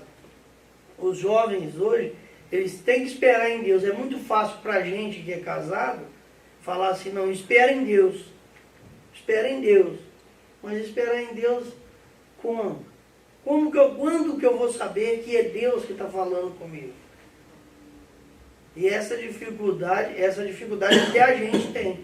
Quando Deus se cala. Esse período, até Deus se manifestar, hoje a gente está lendo isso aí. A gente vê que o resultado final foi excelente. Mas até isso acontecer, isso traz dor na gente. O que acontece é o seguinte, Deus... Dá licença, pode ir. dentro da palavra dele, ele tem algo muito importante. Deus, ele não diminuiu dentro do assunto que nós estamos, que é casamento. O jovem esperar em Deus. Não é isso? Sim. Ele não diminuiu os vasos de orientação, ele aumentou, ele acrescentou. Agora tem muito mais profeta para orientar casamento do que antes. De primeiro, o senhor orientava o casamento através de um profeta. Agora o senhor colocou vários profetas para profetizar com quem o jovem vai casar. Porque todos os pastores na obra receberam essa incumbência dada por Deus. Eles são revelados com quem o jovem vai casar. Tem muito mais profeta agora. Tem que ser crente. O requisito é o mesmo, é fé. E o mais importante, nós sabemos de uma coisa. A história está sendo conduzida, né, por uma linha diretora. Estou na frente da minha obra. Então, o modo como Deus está guiando é o mesmo modo como Deus está guiando Abraão. Tem hora você vai ver episódios em que Deus vem e fala, Deus falou a Abraão. E ora Deus vai continuar falando através das circunstâncias. Você vai ver também isso aqui no livro de Gênesis. Tá? Quando Deus fala através das circunstâncias. Nós é que precisamos ler. Ler e ouvir a voz de Deus. E Deus fala através das circunstâncias. Deus conduz a nossa história. Então, se Ele está na frente, Ele continua na frente. Agora, nós precisamos acompanhá-lo, segui-lo. Seguir após Ele. Entendeu o que eu estou dizendo? Dá um exemplo. Como é que Deus fala acerca das circunstâncias? Lá na frente, no capítulo 24, nós vamos estudar. Tá? Nós vamos estudar como foi que Deus escolheu uma esposa para Isaac. O servo de Abraão sai com uma orientação. Vai lá e busca a moça. O servo de Abraão fala, como é que eu vou saber quem é a moça? Então ele pede a Deus para que as circunstâncias, olha, ele pintou um quadro, então faz assim, a moça que vier e me oferecer para tomar, para dar água para os meus animais, seja essa a que o Senhor está escolhendo para o filho do meu Senhor. E Deus então falou e ele ficou atento. Ele colocou diante de Deus, percebe? E ficou atento. As circunstâncias falaram. Quando Rebeca chegou, fez exatamente. O próprio Deus fez Rebeca fazer tudo aquilo que ele tinha proposto ao Senhor.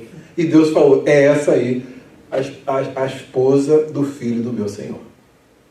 Então, Deus falou para ele através das circunstâncias. Então, Deus fala para nós também através das circunstâncias. Quantas vezes você tem que fazer uma decisão e você não sabe o que é e o que não é? Então, Senhor, guia a minha decisão para que ela seja a tua decisão. E Deus conduz a história e dá tudo certinho. Aqui, Abraão se entregou à vontade de Deus. Olha, a escolha de Ló, o problema foi com Ló, não é com Abraão, não. A escolha de Ló vai ser a menos favorável, porque a que sobraria para Abraão seria a mais favorável. O problema de ele escolher é exatamente isso. É o que nós temos visto. Você se escolhe pela vista, né? Quando se escolhe pela vista, esse escolher pela vista, né, pastor Emanuel? E que pode trazer consequências lá na frente, né, que a prolepse não está julgando. A vista joga sempre uma boa na lepse. E depois, quando a gente vê o resultado lá na frente, aí a escolha de Deus seria a melhor, como sempre. Então, essa questão de escolha é muito importante. Essa resposta é exatamente a questão da coisa. O senhor ora e age. E pede a Deus para direcionar. A maioria das vezes a gente ora, a resposta que o Senhor deu é totalmente ao contrário do que a gente... geralmente faz, né? Do que geralmente eu faço. O Senhor falou, ora e age. No caso, eu oro e espero. Preciso Deus falar. Mas quando falar? Como falar? Então quem crê não se apressa. Entende? Quem crê não se apressa. Esse período é que traz constrangimento.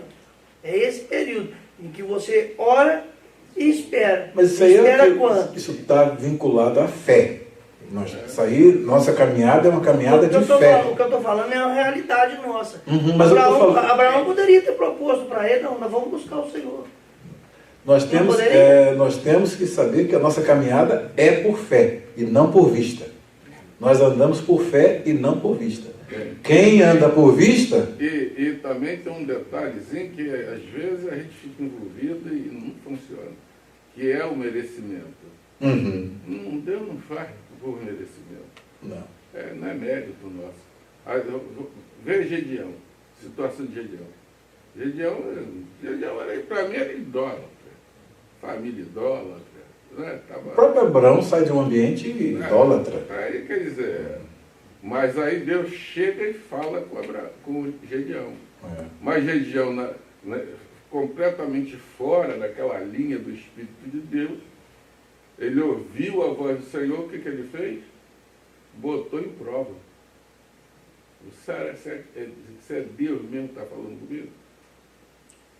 Aí tu vê que ele prova Deus e Deus dá tudo aquilo que ele propõe a Deus. Enche ele de isso é experiência com Deus. Enche ele de fé. É o que todos nós precisamos ter. Isso aí. É o que eu falei uma certa vez, pregando num texto que fala sobre a santidade postiça. Santidade postiça, a escolha que o jovem, né, enquanto o sacerdote guiou a ele, então ele foi bem conduzido. O dia que acabou, ele não tinha em si os princípios, aí começou a fazer besteira. Na história dos reis lá você vai ver. Ou seja, então é importante que ele tenha a sua própria experiência. Quando ele se baseia na experiência do outro, aí não tem como. Né? Chega no momento que ele tem que fazer uma decisão, aí ele já não sabe, porque ele não tem um tutor ali na hora.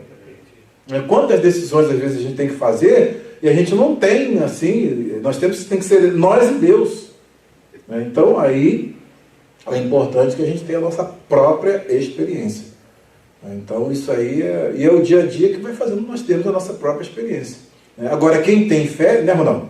Chegou, vai ser assim, assim, assim, assim, faz isso, isso, isso, isso. Quem tem fé é bem-aventurado.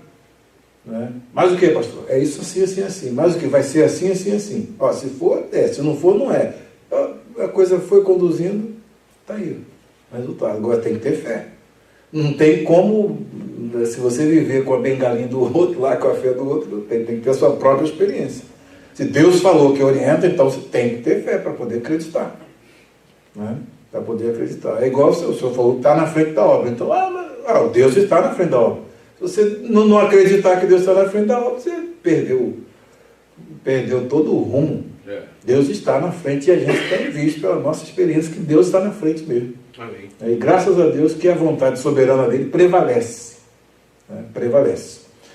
Agora vejam só, depois disso tudo aí, Abraão chega e eu fiquei numa situação complicada, hein? Poxa, ele escolheu a melhor parte, hein, Senhor? Puxa vida, como é que eu fico numa situação dessa? Próxima pergunta, que é a penúltima. Depois que Abraão se separou de Ló, o que o Senhor Deus mostrou a ele e o que o Senhor disse acerca da sua semente e aquelas terras? Agora vem os versículos 14 e 15. Olha só o quadro. Ele chega, vai para Sodoma, para aquelas campinas lá, armou as tendas até Sodoma. Ló e os varões de Sodoma, a descrição é que eles eram maus e grandes pecadores contra o Senhor, homens extremamente perversos e pecadores. Aí quando chega aqui, versículo 14, e disse o Senhor a Abrão. Agora você vai perceber que desde aquele primeiro momento em que Abrão fala, que Deus fala, tá? Vem esse segundo momento em que Deus fala para ele. Nesse ínterim, Deus continuou falando para ele. só que falando através das circunstâncias. Isso aí foi muito, muito importante. Agora vem, Deus chega e brada e diz para ele, e disse o Senhor a Abrão, depois que Ló se apartou dele, levanta agora os teus olhos e olha desde o lugar onde estás para a banda do norte e do sul e do leste, do oeste e do leste, do oriente e do ocidente.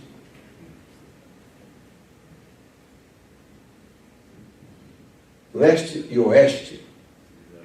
Oriente é o leste e o ocidente é o oeste.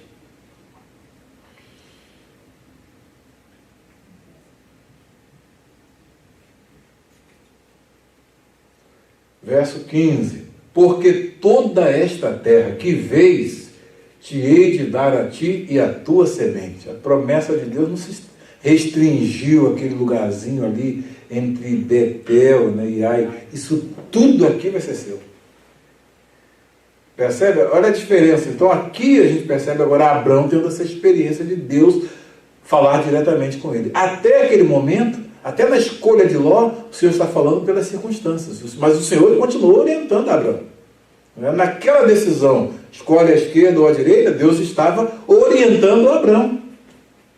No Egito, Deus não deixou Abrão em nenhum momento. E ele sai de lá vitorioso porque Deus estava orientando a ele.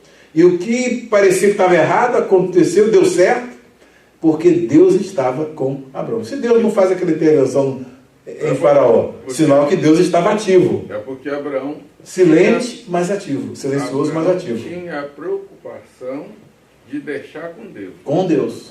Não vou tomar decisão, não vou fazer escolha. É. Quem quiser que faça. E lá fez. Deu mal. Abraão não fez escolha, deixou com Deus. A situação dele, futura, ele deixou com Deus. Deixou com Deus. Entregou, conseguiu confiar em Deus.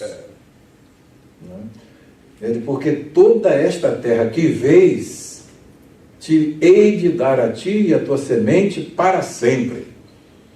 E farei a tua semente como o pó da terra. De maneira que, se alguém puder contar o pó da terra, olha a grandeza da promessa que Deus faz para Abraão. Se alguém puder contar o pó da terra, Deus sabia que não tinha homem nenhum com essa capacidade, também a tua semente será contada. Então, vejam bem como é que o Senhor logo age. Então, o que a gente vê aqui? Não há nenhuma intermitência da orientação de Deus para Abrão, mas Deus está falando diretamente para Abrão, depois fala através das circunstâncias. Quando ele vai para o Egito, Deus está orientando Abrão. Sequencial. Não há uma descontinuidade, há uma continuidade na escolha de Ló. Deus está, a contenda que aconteceu, tudo errado, não, foi Deus que promoveu. A escolha de Ló, Deus também que promoveu. E agora Deus diz, ele escolheu certo, deixa quieto, lá na frente você vai ver. E como é que vai contar se até depois de morto está tendo filho? Ainda tem filho. Os filhos de Abraão pela fé está aí. Até depois que ele morreu. E o interessante, mais à frente, no pacto que Deus faz com ele, no capítulo 15, que Deus amplia, né? Tu serás pai, já falou antes, tu serás a tua semente, tu serás pai de muitas nações. Olha quantas nações do mundo ao longo da história, né? Ninguém tem condição de contar, né? Porque... E as nações que se emancipam, né? Quantas nações surgiram de lá para cá? Né? Assim será a tua semente. Todas elas estão... Assim será a tua semente. E observa bem que isso está dentro do projeto lá do proto-evangelho. A semente da mulher. Então, e nós estamos nessa linhagem dessa semente. A semente da mulher. Deus tem uma semente. Isso é importante aqui na sequência do livro. O termo aqui é muito significativo.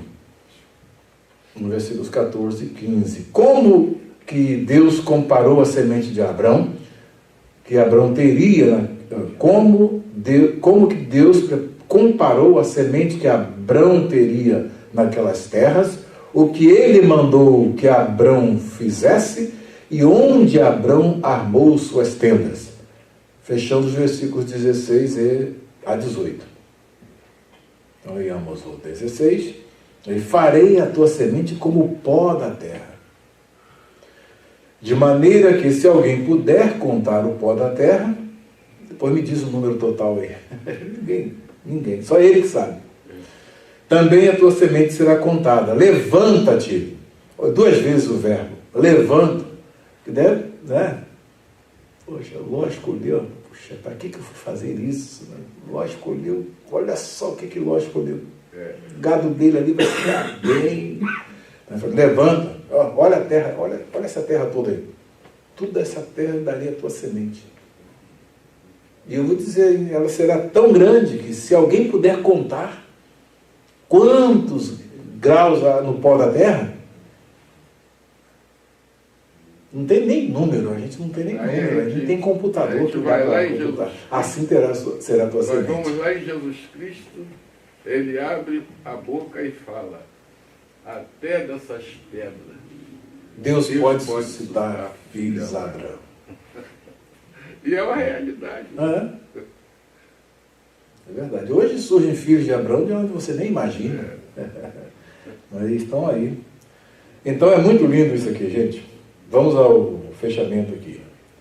Diz, levanta-te, percorre essa terra no seu comprimento, na sua largura, porque a ti a darei. Então ele vai fazer uma viagem de novo lá na terra prometida, do sul até o norte, né, leste até o oeste, percorre tudo, pisa em todos os quadrantes aqui. E aí essa terra eu te darei a tua semente, porque a ti a darei. Então a sua escolha é a minha escolha. Ele é que escolheu para Abraão. Muito mais do que logo vocês vão ver isso mais à frente. E Abraão armou suas tendas e veio e habitou nos carvalhais de Manre. É Manre ou Manre? Hã? Manre. Manre. Por quê? Porque o R está depois do N. Então você tem uma sílaba fechada. Todas as vezes que você tem uma sílaba fechada, aqui no caso o N está fechando a sílaba, a vogal é um núcleo. Quando o R vem nessa sequência, né, de uma sílaba fechada, ele tem um som de re e não de re. Quando você tem, por exemplo, caro, meu caro amigo, então você tem C-A-R-O, você tem a primeira sílaba K, que é uma sílaba aberta, logo o R aí tem um som mais leve, de menos aspirado, né? Caro. Agora quando você tem carro, por que há a duplicação do R? Porque o primeiro R é o fechamento da sílaba. Então ele vai fechar C-A-R, a primeira sílaba, e a outra é a sílaba aberta começando com R. E o som é R, mais forte, mais aspirado. Estudo bíblico também é cultura, né? Então é manre. No hebraico no hebraico você já vai ver que a prosódia é outra. Aqui no versículo 18, você vai ter man, re. Porque o re no hebraico nunca assume essa forma forte. Re. É man, re. Tá? Então, man, re no hebraico e man, re no português. Cada língua com a sua prosódia e tudo por causa de Babel. O efeito Babel. Não é? E habitou nos carvalhais de Manre, que estão junto a Hebrom, e edificou ali um altar ao Senhor. Então assim, quando ele recebe a orientação de Deus, então ele escolhe um lugar de habitação, e como termina o texto? E edificou ali um altar ao Senhor. A preocupação primária de Abraão era o ser, e o ser numa relação ininterrupta com Deus. Que seja também a nossa prioridade. Amém. Que Deus nos abençoe. Amém.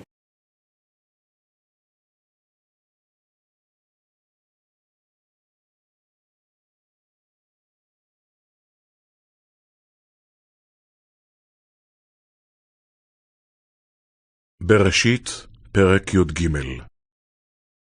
ויעל אברהם ממצרים, הוא ואשתו, וכל אשר לו, ולוט עמו, הנגבה. ואברהם כבד מאוד, במקנה, בכסף ובזהב.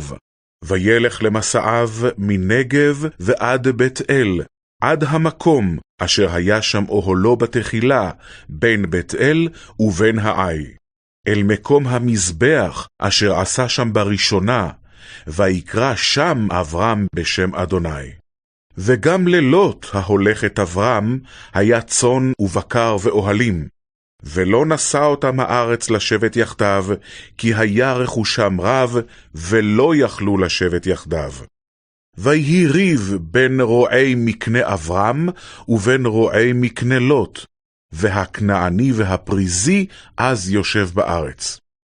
ויאמר אברהם אל לוט, אל נא תהי מריבה ביני וביניך, ובין רועי ובין רועיך, כי אנשים אחים אנחנו. הלא כל הארץ לפניך, היפרד נא מעלי, עם השמאל ואימינה, ועם הימין ואשמאילה. וישא לוט את עיניו, וירא את כל כיכר הירדן, כי כולם משקה, לפני שחט אדוני את סדום ואת עמורה, כגן אדוני, כארץ מצרים בואכה צוער. ויבחר לו לוט את כל כיכר הירדן, ויסע לוט מקדם, ויפרדו איש מעל אחיו. אברהם ישב בארץ כנען, ולוט ישב בערי הכיכר, ויאהל עד סדום. ואנשי סדום רעים וחטאים לאדוני מאוד. ואדוני אמר אל אברהם אחרי היפרד לוט מאמו, שנה עיניך וראה מן המקום אשר אתה שם, צפונה ונגבה, וקדמה וימה. כי את כל הארץ אשר אתה רואה, לך אתננה ולזרעך עד עולם. ושמתי את זרעך כאפר הארץ, אשר אם יוכל איש למנות את אפר הארץ, גם זרעך ימנה. קום, התהלך בארץ לאורכה ולרוחבה, כי לך אתננה. ויאהל אברהם, ויבוא, וישב באלוני ממרא אשר בחברון, ויבן שם מזבח לאדוני.